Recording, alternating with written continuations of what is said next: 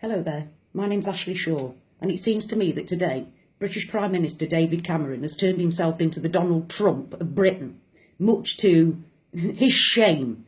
Today he has shown beyond any doubt that the man is an uneducated, bigoted Islamophobe. What he has done today, he has come out with a magnificent initiative under which he is going to pay £2 million to teach English to Muslim women. Because he says that if Muslim women do not learn to speak English within the first 2.5 years of living here, they can be thrown out of the country. Well, there is so much wrong with that statement on its own, and we'll start with this. First of all, Mr Cameron quotes 22% of Muslim women. 22%. It's only 22%. What's that anyway? But secondly, he's only talking about Muslim women. What about the people from every other country?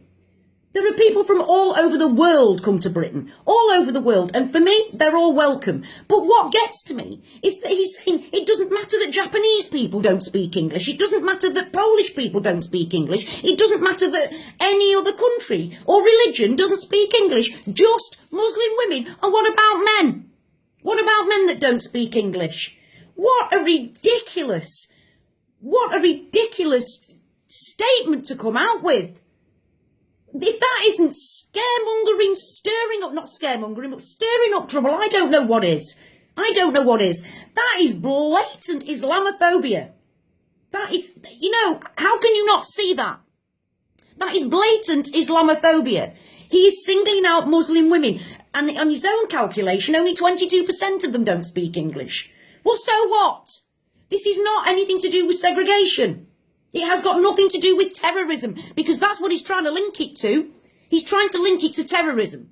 He is saying that by Muslim women not speaking English, it's enabling terrorism. I have never heard such a load of absolute twaddle in my entire life. And this is what else he went to go on to say. So bear with me, please. I need to put my glasses on.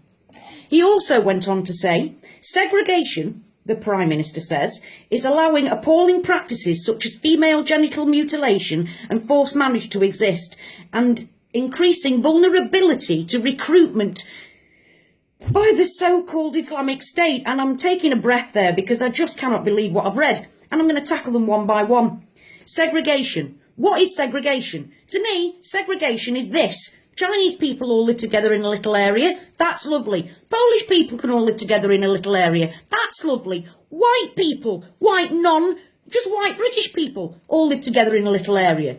Occasionally and thankfully, we get intermingling, which is wonderful and which thankfully happens most of the time. But you'll find anywhere you go, anywhere around the world, people do gravitate towards their own people that speak their own language. Have the same culture. So that's the first thing. Segregation, it seems to be very one way here and against Muslims, when quite frankly, it's quite normal for people to live with people that are like themselves. It doesn't mean Muslims are any less integrating than any other sort of people. Then, the next thing I am absolutely disgusted with, and I've got this directly off the BBC website. This isn't something that I've made up. This is what the BBC website have reported him as saying. Muslim women not speaking English is allowing appalling practices such as female genital mutilation. Female genital mutilation. I can't even say it. I'm that angry. How dare he?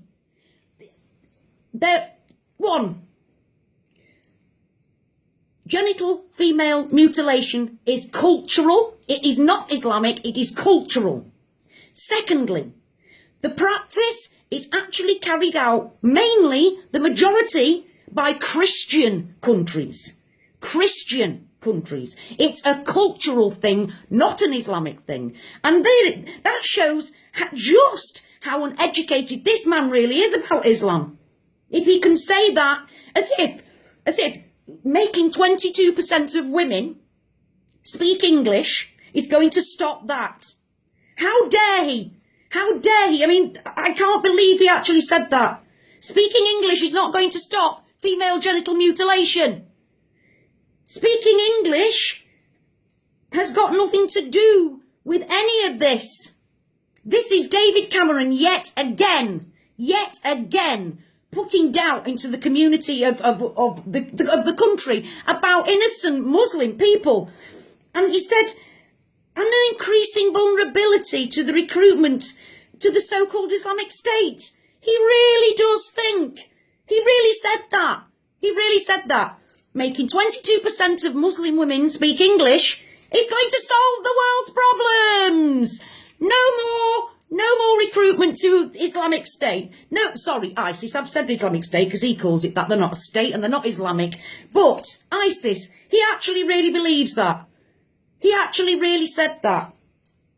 I can't get my head around. That is the Prime Minister of Britain.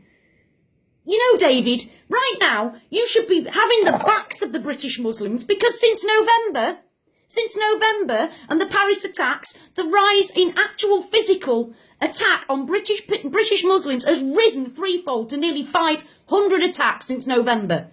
And you with this nonsense are perpetuating the nonsense that puts that there in the first place. One, you want to look at white British extremism. That's on the rise. That's on the rise. I'm more worried about white British extremists than I am from any Muslims. Secondly, I know, I'm fortunate. I've got lots and lots of Muslim friends, and an awful lot of them are Muslim women, and they are not being mutilated in any kind, way, shape or form. He also says in this that it's increasing, it would help solve forced marriages. One, that's not Islamic either. Hindus have marriages that are arranged. Do not mistake forced for arranged. You know, speaking English isn't going to stop that either. It's cultural, not Islamic. And David Cameron, shame on you.